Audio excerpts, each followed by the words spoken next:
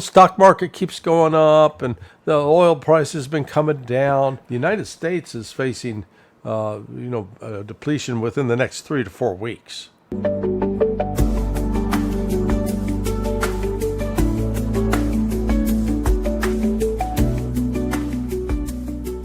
We are live.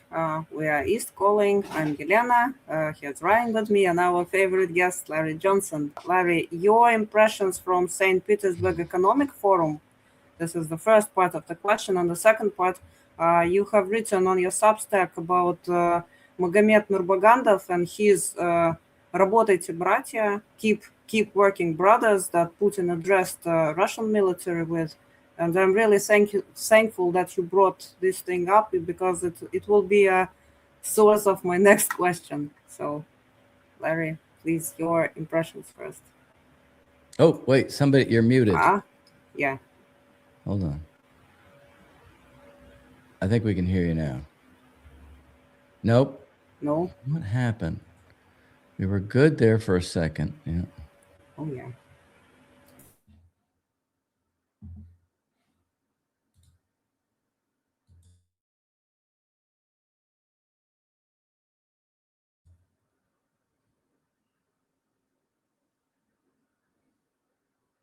No. Nope. Okay. No, Larry, we cannot hear you. Yeah, he's going to call back in. He's going to call back in. I could read his lips. Okay, try that again. Oh, now, we hear you now. We hear you now. Yeah, perfect. My CIA lip readings classes that I took online worked out. I could see what you were saying. We hear you. Nope. Okay. He's going to call back in. Okay. I think. Yes. Okay, let us wait. And meanwhile, I will share on one more profile the stream. Okay, it's okay. Ryan, what are your impressions on St. Petersburg Economic Forum while we are waiting for Larry? Maybe you can share some insights that you have. I have not seen most of it, which is really... Oh. Nope, we don't hear you. No, we cannot hear you.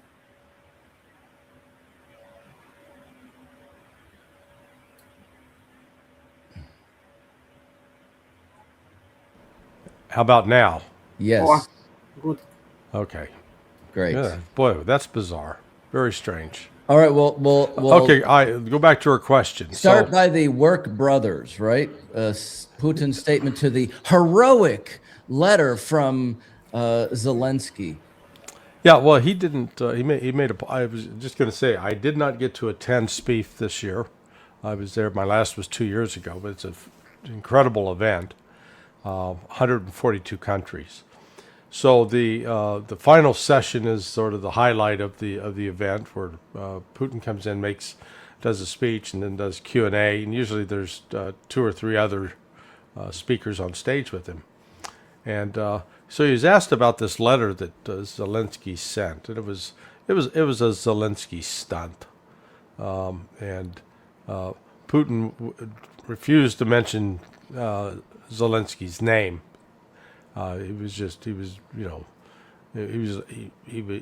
reacted to it like you would to picking up a cockroach and just sort of looking at it with disgust and tossing it away.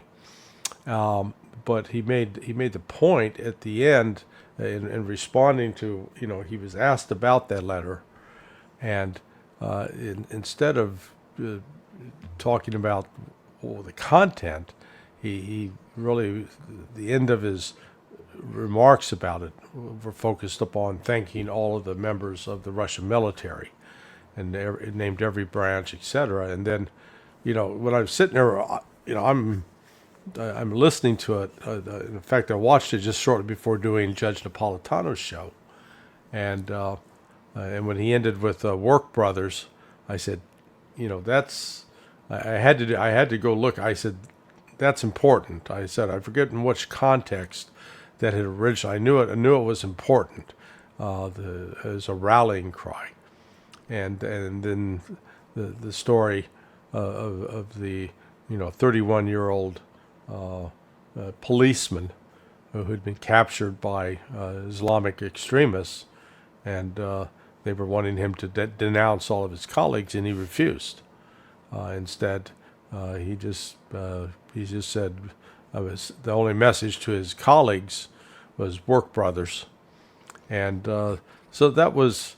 That's a statement of defiance, and it's a statement. It's a rallying cry, and that's where that was the message Putin was sending, not just to Zelensky and the Ukrainians, but also to the Russian people. So I thought it was a powerful moment. Yeah, actually, I'm glad to hear you put it that way. I had an opportunity this last week for the first time to be on Crosstalk on Oh RT. yeah. And just looking at things you've said and various other people have discussed, the level of propaganda to demoralize people so that they just acquiesce to the unipolar NATO mentality seems that that's just unrelenting. Right. Number one. So I think what you're saying is very important. And then I spoke to one fellow in Crimea yesterday, and he said that I believe, and I don't quote me or him on this, I think that some of the discussion was that there's tuning and improving of the Oreshnik, and we're going to see more of that on the battlefield as part of the work brothers mentality, right? This is going to continue and escalate. But one thing President Putin talked about is this question of China.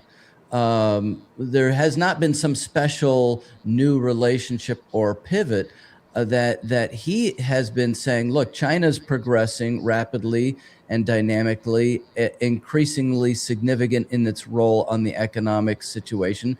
He said that 25 years ago, Russia signed a treaty and they have these favorable conditions in every way, and that they're just continuing to cooperate. There's nothing new in that regard. And he said that on his meeting with President Xi, he said that President Xi addressed him as my old friend, and I reciprocated. Not an exaggeration, not a figure of speech.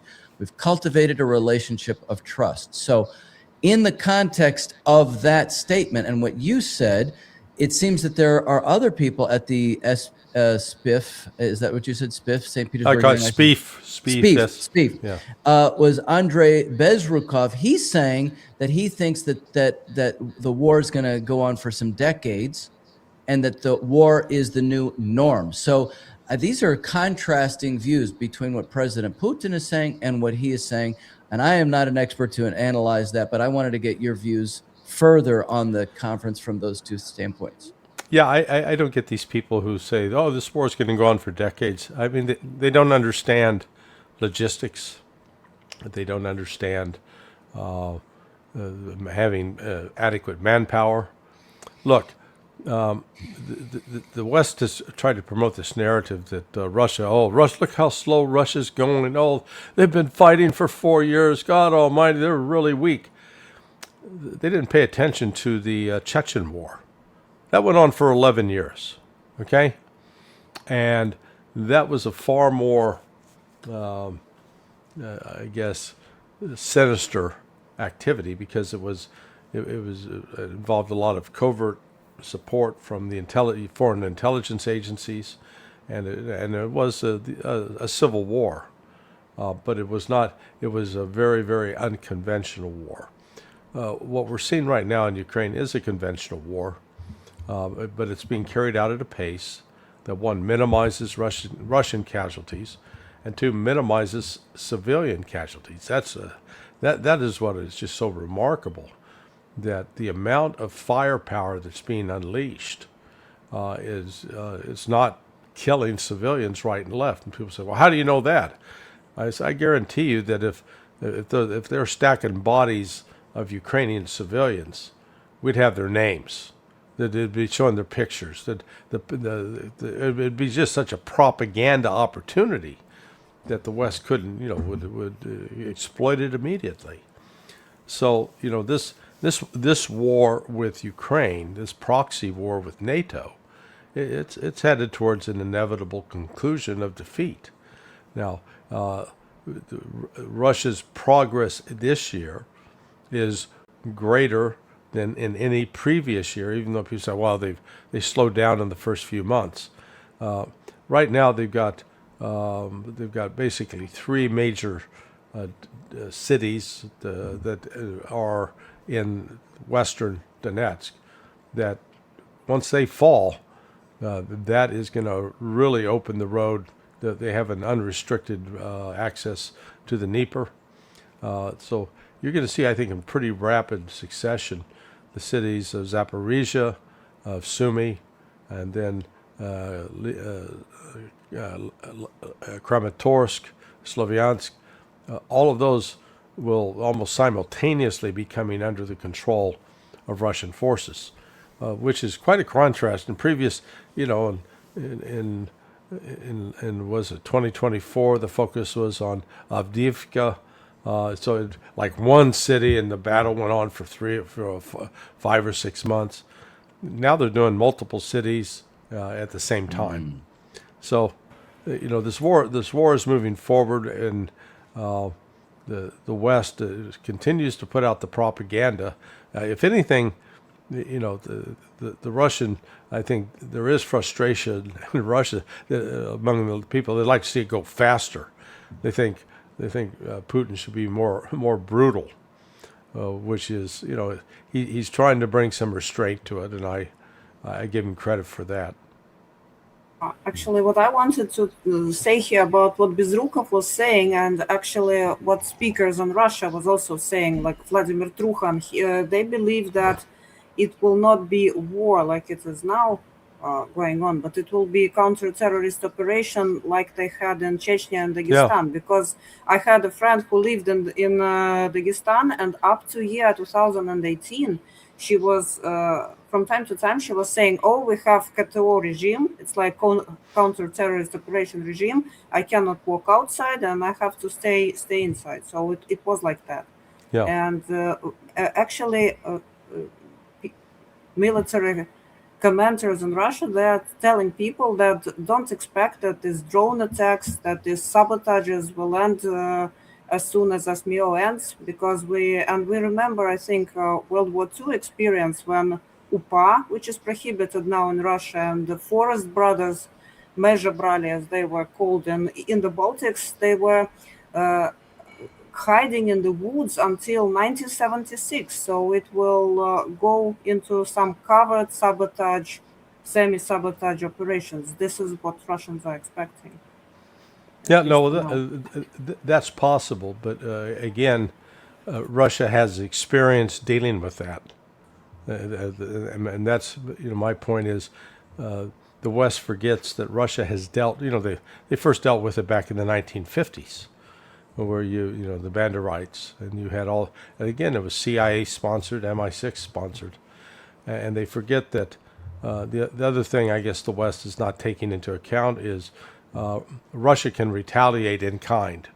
In other words, it can engage with subversive activities, get subversive activities launched in the United States, in Britain, that to disrupt those societies. I mean, it becomes that kind of thing that you say, okay, if that's how you want to play, we'll play that way. I mean, again, on that, I have to reiterate Eric Vod, who used to be a military advisor to Angela Merkel, was in a debate. Now it's been just recently with a top guy from the CDU, and he said, hey, don't forget, Russia has the list of all the factories in Germany and Western Europe where all the equipment is being built for the drones, and Germany is usually the battlefield for European wars. So he said we're next on the list. So I mean, think to what you're saying. Yeah, no, there's the war in Ukraine has just taken a back seat as far as news goes, simply because of what's been going on with Iran and Israel and Lebanon.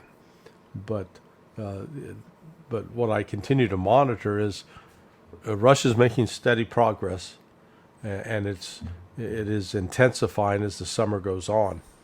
So, but we're going to have I would not be surprised that by end of August, Russia will be in full control of Donetsk, and Sumy will be, I think, in their hands as well. And so then at that point, it's a question: does Russia move on Kyiv and take Kyiv before the start of winter, or are they going to move on Odessa? So the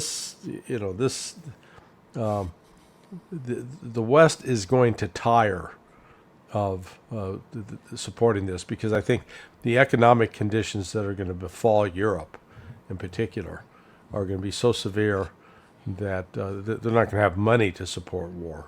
So it's not really boiling the frog then. It's like I mean, that's kind of one of the strategies that this guy Bezrukov had said. Oh, that's what the West is doing. But I mean, I think you've made it clear that actually the United States, which is the bulk of NATO, still doesn't have the weapons to just unendingly supply a war. Well, it's not only the weapons; they don't have the industrial infrastructure to do it. What we saw with Russia, when the war started in 2022, and the volume of firepower that was evident, they needed missiles, artillery shells. Russia had actual plants, facilities that they could start, put people to work, and they had the natural resources required to produce those items. The United States, even if they had the factories, they don't have the rare earth minerals that they need to build some of these critical weapon systems.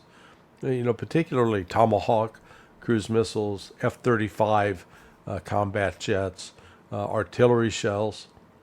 So you can talk all day long about, oh yeah, we're going to work 24/7. But if you don't have the stuff, you can't. People show up and sit around and drink coffee, I guess.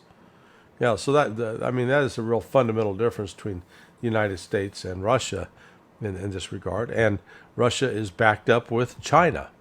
So China and Russia together have an industrial capability that is unmatched by the rest of the world. So they're not ones that will be facing these logistical shortages. And I think regarding Kiev, Russia has to come to terms. Well, maybe they have a plan, but the thing with Russia is that you cannot get any leaks from a higher level of political leadership. They just don't leak anything. So all we can do is just guess and listen to what Putin, Matvienko, Medvedev say, and this is how we can get some kind of impression. But I was talking to Marat Khairulian last year, and he said that there are several points of view in in the circles that are close to decision making, but they're not making decisions. And some of the people really don't want all of the territory of Ukraine to integrate it into Russia, because they see it as economic burden. And common Russians that I've been talking to, they're shouting, no, we don't need them. We don't want them in our territory. I think it's the kind of compromise that Putin was making with Trump, when he's always saying, yeah, we were ready to compromise with Trump on something in Anchorage. I think it was that Russia wouldn't take as much territory as the West expects Russia to take, because Russia simply doesn't need that. Yeah, well, I think Russia will secure, they will fully take Zaporizhia and Kherson, Nikolaev, I think, as well, and Odessa, and probably Transnistria before this is all over. So they will have Ukraine. Ukraine will be essentially boxed in. It's, whether Ukraine survives as a state is another question, because ultimately its fate could get reincorporated into Hungary, Romania, and Poland. But Russia will secure basically from the Dnieper River east, but Kyiv will be sort of the western outpost of Russia at least with respect to Europe, I think. Now, on the fact that there haven't been a lot of leaks, tell me, what that tells me is you don't have significant disagreements on policy within the senior ranks, both military and politically. Because if there were differences, that's when leaks happen.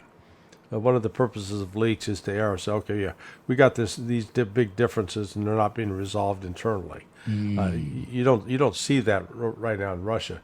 You see that here in the States. Right. So I want to pick up on something that Yelena just said. She was talking about Anchorage. So the spirit of Alaska, which many have said is dead. I want to talk about something Kirill Dmitriev, I think, was discussing at the Economic Forum. I know a lot of people who are anti-NATO don't like him also, but I have a little bit of a different twist, and I want to get your view on this. He was saying that we're close to signing an agreement between the United States and Russia on whatever it is, $80 billion to build the Bering Strait Tunnel project. My thought on that is that it's really being used as a forcing medium. In other words, if the United States really wants the spirit of Alaska, then this is the example, something that's very optimistic. I like the project idea. Therefore, the U.S. would have to junk the entire unipolar mentality to really make something like that happen. And by Dmitriev, who I believe has been tasked by President Putin to engage with the United States, by him pushing that, it forces the ball into our court. Yeah. What do you think of that, Larry? No. I look. The U.S.-Russian relationship has been it's bizarre. On the one hand, we got this animosity from the United States towards Russia. It's not reciprocated. The Russians are frustrated with the United States, but that's different than having this anti-Russian mentality, this viewing Russia as this authoritarian communist state, that nonsense. Yet at the same time that attitude existed, the cooperation between NASA, the space program, and Russia's space program was significant. And in fact, the United States was for several years, up until maybe 4 years ago, until Elon Musk comes along, the United States was dependent on Russia in order to get its astronauts to and from the space station. Right. So there was that kind of cooperation. Now, so I can see from both Putin and Dmitriev's perspective, they think if we can get the United States engaged in, again, another mutual project of some significant size, that will be another way to build goodwill, if nothing else. So I see it as important in that regard. But it's still I still criticize Russia for its what I call its information operations. How they it's not propaganda, but basically it's how you deal with public relations and tell your story. The Iranians, as we've mentioned before, they are terrific at it. The Lego campaign, the Lego movies, man. Yeah. And frankly, I think Lavrov and the foreign ministry, they ought to hire those kids as contractors and say, okay, come up, do this for us too. Russia's done a few things, where they made some spoof movies about, when CIA created a YouTube piece to try to recruit Russians. The Russians came back pretty quick with just a spoof of that, making fun of it. That was hilarious. But Russia does a lousy job. It has a great story to tell, and it's terrible at telling the story. It's about the best way I can put it.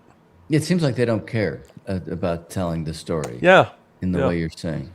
Well, I wouldn't say that they don't care, actually. They care because there are a lot of common people, like civilian people who makes memes, or there is a channel called Kira Banier. She is a simple girl. She doesn't even have a education in actor field, but she creates really funny parodies with all the suits changing and posing like UN, posing like US and Russia, and it's amazing. But it's not state funded, so people do that on their own account Yeah. and by their own will. It's not centralized. This is what I can tell. Is she on YouTube? Yes, I think she is on YouTube and she is on Telegram. I can even send you the link to her channel. Yeah, please do, because like I said, I haven't seen it, and that's why She's doing that in Russian, but I think that Putin gets cat. He does translations, but I can contact her maybe and ask, because she is a really funny one, and I like her approach. Yeah, I mean, you can't beat music and humor. Those are two of the. I think those are the two most potent information weapons. That's why some Russian memes were even prohibited in EU. Because they see it as psyops. And actually, Larry, I wanted to ask you, maybe you have some insight about European Union. Of course, that peace agreement proposals that Starmer, BlackRock, Merz, and Rothschild Macron came up with, it's nonsense. But is there any hope for Europe that somebody like Alternative for Deutschland, for example, comes to power, because they will need to agree with Russia on something, because they can just not leave Ukraine as such. If Russia takes the part of the Ukraine, they cannot leave, territory that will pose a threat to Europe as well. Yeah, I see Europe as completely they're irrelevant.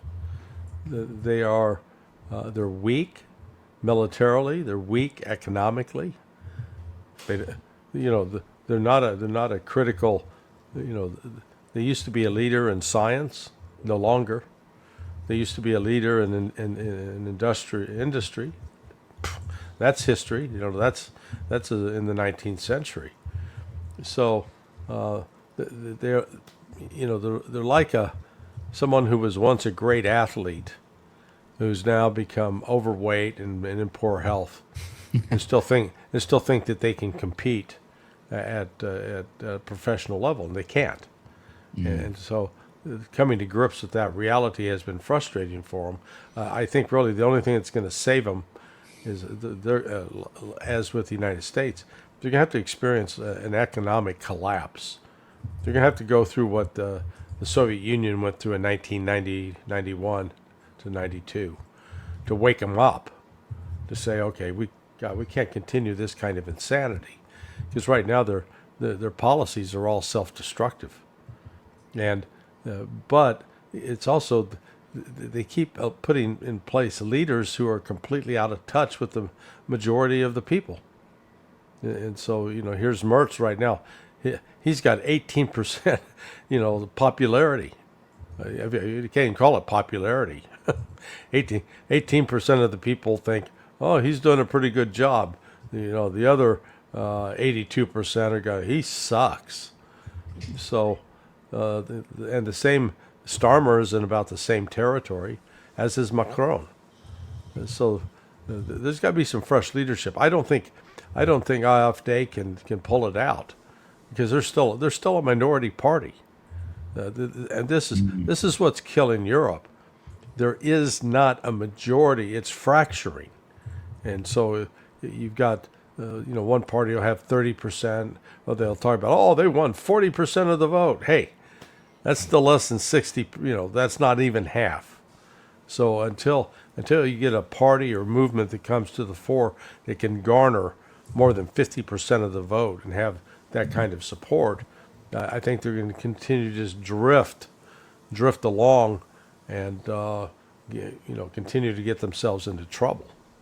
Wow, you said. Sorry, I guess we have common problem, Europe and United States, because we have the globalists who are actually acting against own people, and maybe some representative of transcontinental, transnational business that are actually strangling smaller, medium-sized and small businesses within US. I don't know how it is in the US, but I see how it is in Europe. they're really strangling smaller businesses in order to favor the big corporations that are extraterritorial. Yeah. And what I also heard, one of the opinions on SPF was that Europe is a rabid dog that must be shot. I hope it wasn't told to like us, common people of Europe, and it was a reference to maybe elites, which are actually common for us Europeans and for the United States, that actually push the West and Western civilization towards the edge. Yeah. Ryan, what were you going to say? Well, Yeah. so Yelena, I think it is the elites that you're talking about, and you're talking, Larry, about the lack of democracy in Europe. And Yelena said, well, similar problem as in the United States. I have a video, if you can play it here in a second, Yelena. Tucker Carlson just It seemed to interviewed Jimmy Dore. me Yeah, he just so much is happening. It's hard to get perspective on any of it, but it does feel like Thomas Massey's loss in the primary in Kentucky 2 weeks ago was like a kind of pivot point in American politics. What was your response to it? Well, my response to it was, how dare we, preach democracy around the world and tell people that the people in China are oppressed when we obviously don't have democracy here, right? This is a complete. We just gave up, and so now it's the oligarchs. As I was telling you before, it's just proof that we don't live in a democracy. They did that Princeton study in 2015 about how it doesn't, the 90% of people, their wishes never are expressed in legislation, and it's only the top 10% of the wealthy people. And there's a direct correlation. If 50% of the wealthy people want something, 50% of the time it happens, And so, but the bottom doesn't matter. Your vote that literally doesn't matter. And we're living in that. And so, I was telling you before, in China, the government sits above capital. Yes. And so the economy works for the people. But in the United States, capital is above the government.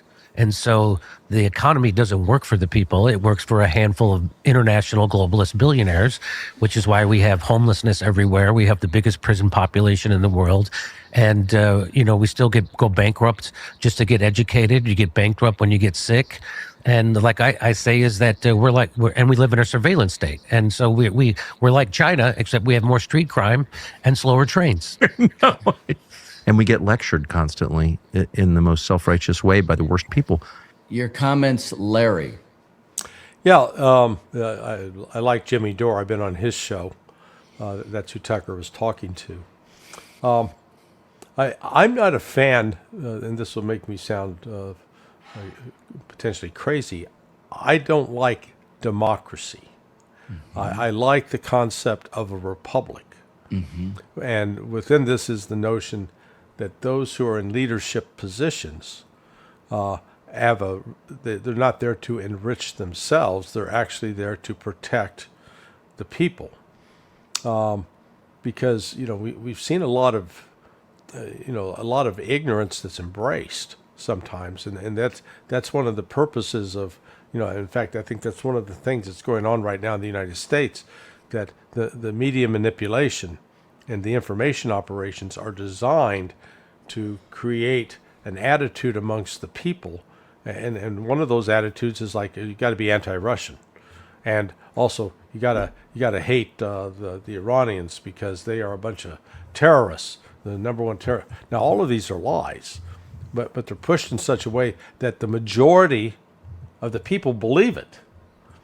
Now, when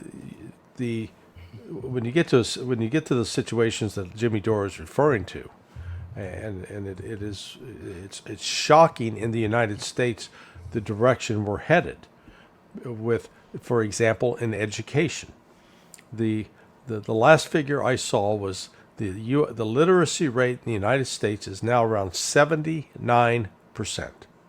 And the statistic, and people can pull it up, you get your favorite AI search engine, says that the reading level, 50% of the public, American public, read at the 6th grade level or lower. Now, if you're reading at sixth grade level, that means you're not doing a lot of critical thinking. You've got enough to be entertained. And look at, by contrast, China, who 50 years ago may have been at like 60% literacy, maybe not even that high. They're now universally literate. And so, so I guess what I'm saying is that this disconnect between the way the political systems are set up to manipulate people, like what took place in Kentucky with Thomas Massey, it was actually only a fraction of the voters that turned out, and yet the ones that did turn out had been basically bought and paid for by Israeli interests, Zionist interests. And so this is where sort of the flaw of democracy comes in. If you say, oh, the will of the people, well, it's not actually reflecting the will of the people. It's the will of a small minority of the people that gets imposed upon everybody else. So I look at like what's taking place in Russia as, frankly, I think they've got a far healthier government than we do here in the United States now. Because the needs of the people are being met. The cities are clean. The kids are being educated.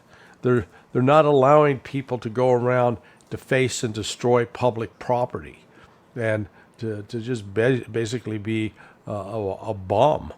You don't have the right to go out and be a homeless person. But the homelessness that we're seeing in the United States right now, the large number are veterans who were, Right. fought in these endlessly stupid wars that we've been involved with, and they don't. Again, they don't get the treatment. They don't get the support of the government. Once they're out, man, you're on your own. So Right. I agree with what Jimmy Dore's saying.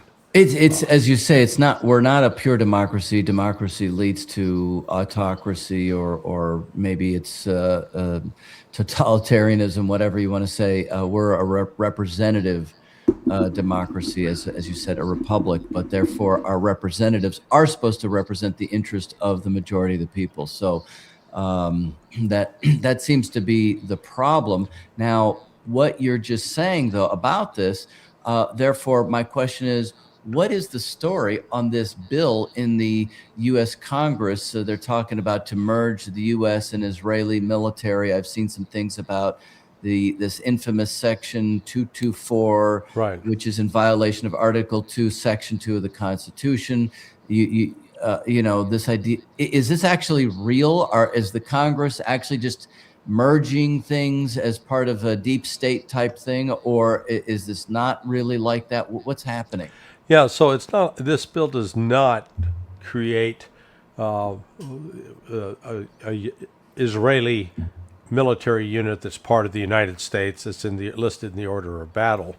What it is it's primarily a mechanism for how Israel is funded. The military is funded.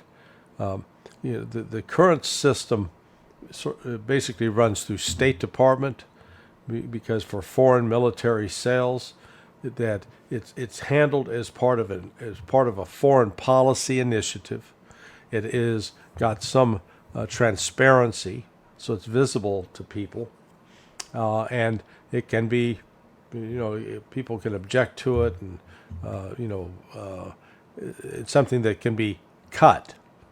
What they're talking about is now actually integrating what has been those foreign military sales to Israel, move it over into the Department of Defense budget, so that it's like permanently budgeted, and it's not there as in a way that can be transparent.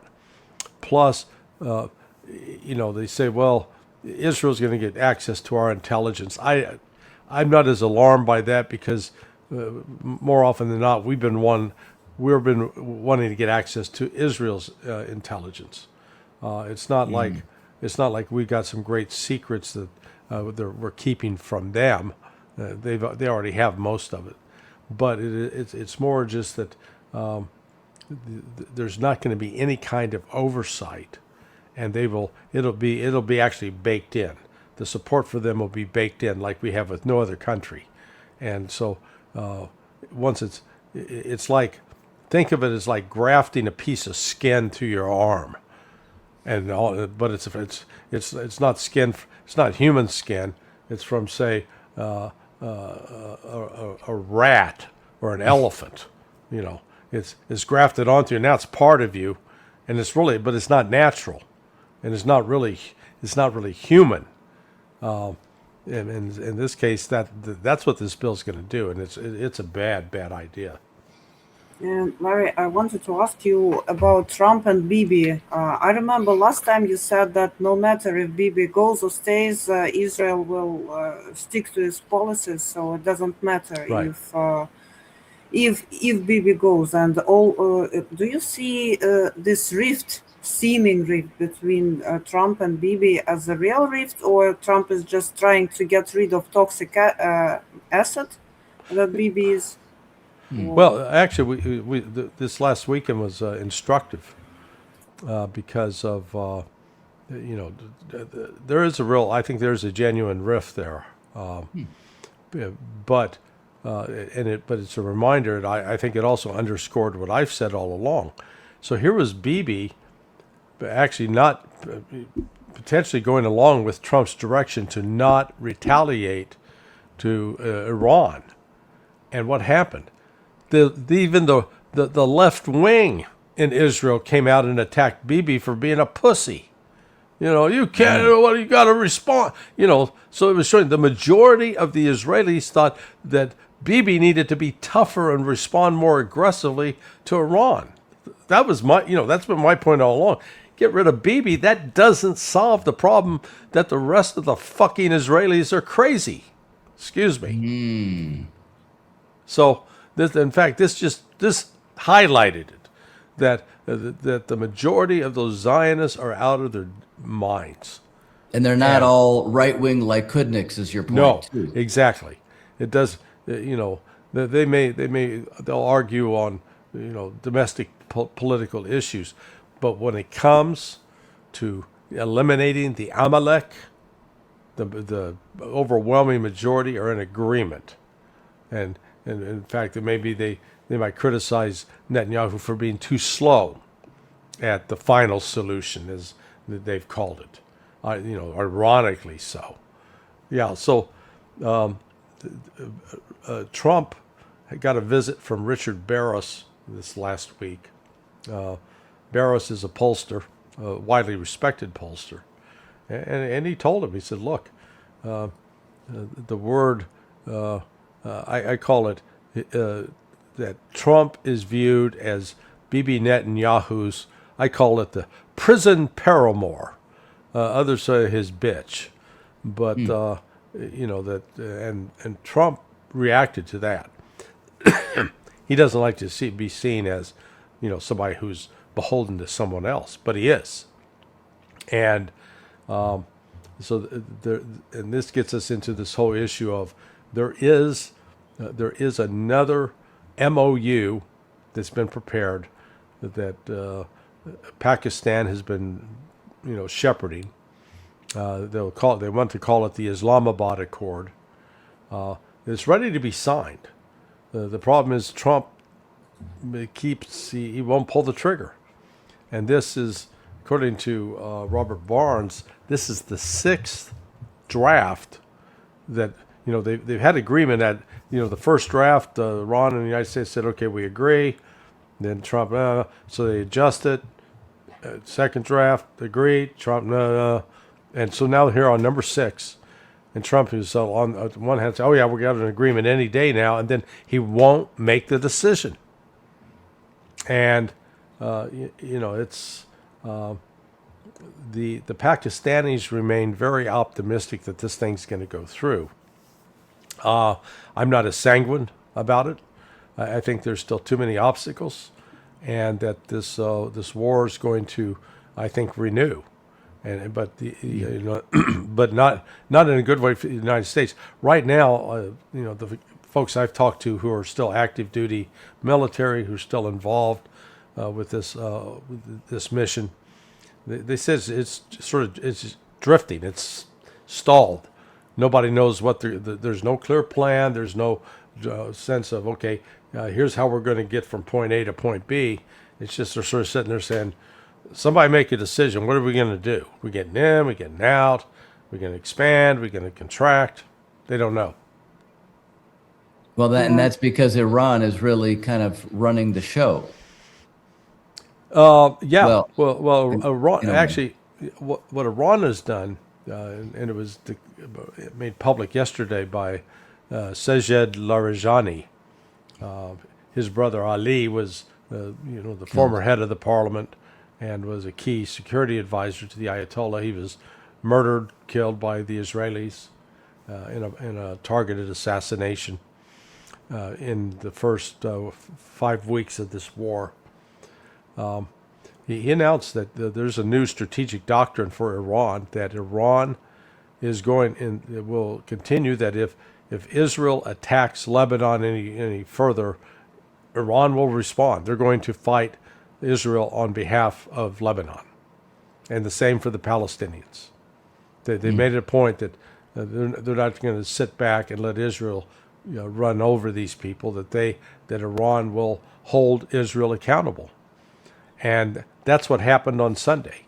They had warned, if you bomb Dahia, this southern suburb of Beirut, we're going to attack you. You tell your people in northern Israel to get out. And the Israelis thought, that's just Iranians talking trash. They're not going to do it. So Israel bombed, and Bibi did a deliberate test, because they did bomb the southern suburb of Dahia, but it was not actually a major strike. They bombed an empty building, and they did kill 2 people and wound 11. But this was Bibi's effort to not only test the Iranians, but also to try. He was hoping that maybe if the Iranians attacked him, then the United States would come in and it would derail this peace agreement that's being produced in Pakistan. This was an effort. This was an effort to destroy that peace process. It hasn't worked so far, but we're still not at a place where Trump is willing to sign off and do the signing ceremony in Islamabad. So we just have to wait for Trump's reaction, because there was bombing of Tyre today. Yeah. It was reported by TASS, and actually, I think 10 minutes ago, also TASS reported that Israel is ready to immediately resume operations against Iran, said the chief of General Staff of IDF. So they are going against everything. Yeah, and I think we'll find out if Iran meant what it said. That this bombing of the terrorists should actually trigger now an Iranian response. That they go back, they re-engage Israel. I think we're at a stage where Iran just needs to completely take the gloves off and subject Israel to an unrestricted missile attack day after day. Just completely cause the attrition, destroy their airfields, destroy their refineries, destroy their electrical system. Because, and Israel would try to do that in return to Iran, but the difference is Iran, it's a much easier target for Iran. Israel is so small, and they've turned out to be such a murderous group of thugs. They don't care who they kill in Lebanon, and just as they don't care who they've killed among the Palestinians in Gaza, and the fact that they're willing to reimpose starvation. I mean, I'm thoroughly disgusted by it. We don't have any diplomats, Larry, that can actually come in and make some sense of this. You see a Lavrov, you see people in diplomatic history like Chaz Freeman. We have nobody operating from the United States on those levels. And it seems to me that part of this thing is that we don't know really what we're doing, the United States. We talk tough, but then we don't really want to go in all the way. and so this thing just becomes like a festering wound, Yeah. which lends people to believe that it's just going to continue and continue and continue. Yeah, yeah, no, it's well. There's been, some would argue, it's a money-making enterprise. Keep the war going. It keeps the military-industrial complex well lubricated, and this isn't really about trying to achieve any political outcome.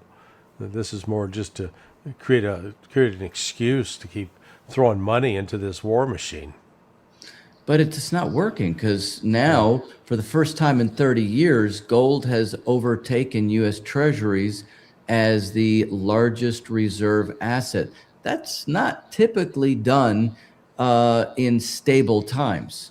No, you're absolutely right, and in fact, this is the puzzling part about this whole war, and the aftermath with the shutting of the Strait of Hormuz and the disruption of critical supplies, not just oil, liquid natural gas, urea, sulfur, helium, and the effects that has on the global economy, significant. And yet, the stock market keeps going up and the oil price has been coming down. We can go back in recent history where the price of oil on the futures market, like during the COVID thing, it went up to $150 a barrel. There was no shortage. They literally, it was not like they stopped pumping oil and the tanker, it was not anywhere like what we're facing right now. What we're facing right now is the existing petroleum reserves that countries built up are being depleted at a rapid rate. The United States is facing depletion within the next 3 to 4 weeks.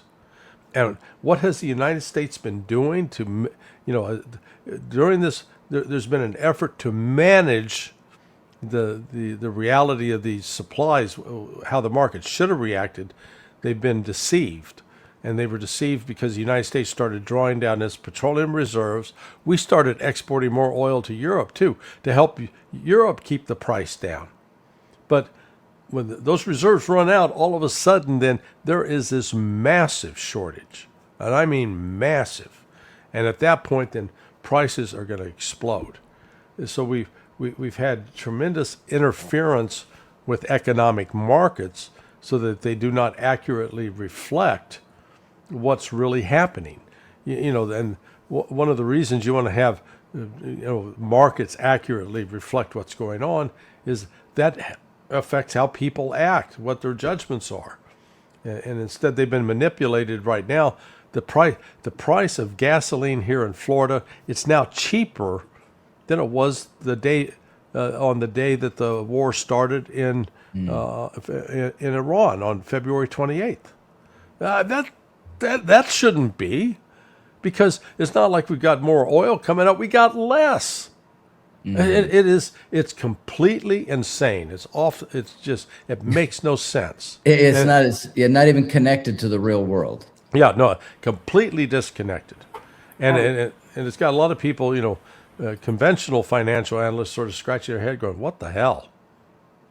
Actually, I had this thought in my mind when we were talking about Iran to take gloves off, but the thing is that there is also a refugee problem. If Israel attacks Iran back, Iran has, I think, 70 million inhabitants, so people will have to go somewhere.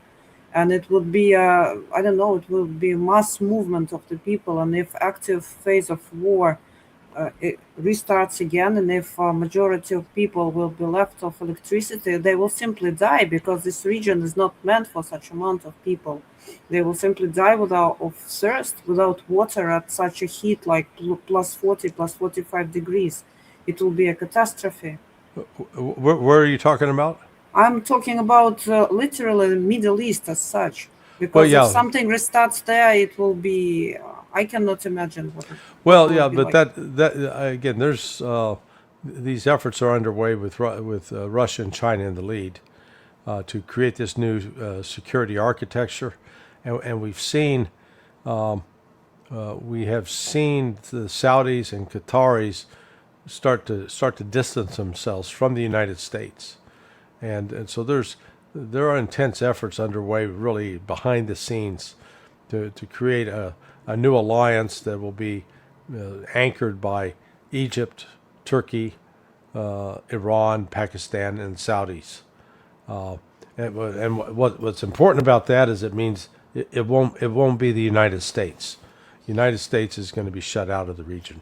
I was just And going to lo- ask you if this was the Pete Hegseth's so-called partnership, but I guess not. No. And Yeah. last week, by the way, I think it was Scott Besson who said that they're working hard on mechanisms how to keep Iranian assets and to compensate to the Gulf states the damage that was there done by the war. Yeah, that's So it not. means that they are trying to buy the loyalty back. Yeah, it's not going to happen. I mean, they're going to try, but I think the Saudis and Qataris now recognize that Kissinger's saying, which was, it's dangerous to be an enemy of the United States, but it's lethal to be its friend. And we have also a question from our subscriber regarding the bill about IDF and US military.